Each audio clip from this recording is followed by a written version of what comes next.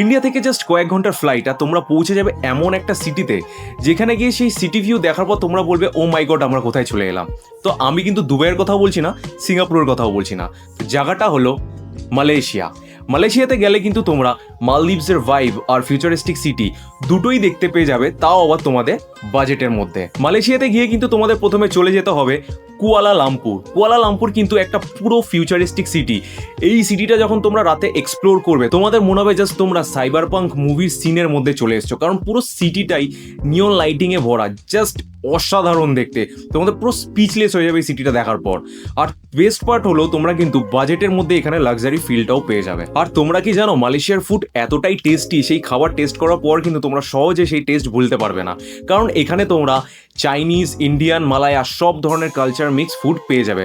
আর মালয়েশিয়াতে কয়েকটা ফেমাস ডিশও আছে, তার মধ্যে থেকে কয়েকটা আমি বলছি, সেটা হলো নাসি লেমাক, সাত্তে আর স্ট্রিট নুডলস। এইগুলো কিন্তু তোমাদের মাস্ট ট্রাই করতে হবে, কারণ এগুলো কিনতে কিন্তু জাস্ট ওয়াও লেভেলের। এরপর তোমাদের চলে যেতে হবে লাঙ্কাউই। লাঙ্কাউই কিন্তু একটা হিডেন প্যারাডাইস। এখানে গিয়ে তোমরা কিন্তু ক্রিস্টাল ক্লিয়ার সমুদ্রের জল দেখতে পাবে।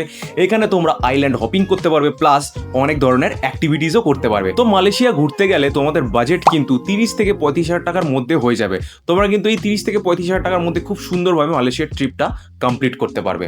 তো তোমরা যদি তোমাদের ফার্স্ট ইন্টারন্যাশনাল ট্রিপ প্ল্যান করে থাকো তাহলে আমি বলবো তোমাদের বেস্ট ডেস্টিনেশন হলো মালয়েশিয়া। আর তোমরা যদি মালয়েশিয়ার ফুল বাজেট প্ল্যান, কোথায় থাকবে, কিভাবে ঘুরবে, কোথায় কোথায় যাবে, এগুলো যদি তোমরা জানতে চাও তাহলে কমেন্টে অবশ্যই মালয়েশিয়া লিখে দিও। আর আমাকে ফলো করে নাও এরকমই ট্রাভেল রিলেটেড ভিডিও দেখার জন্য।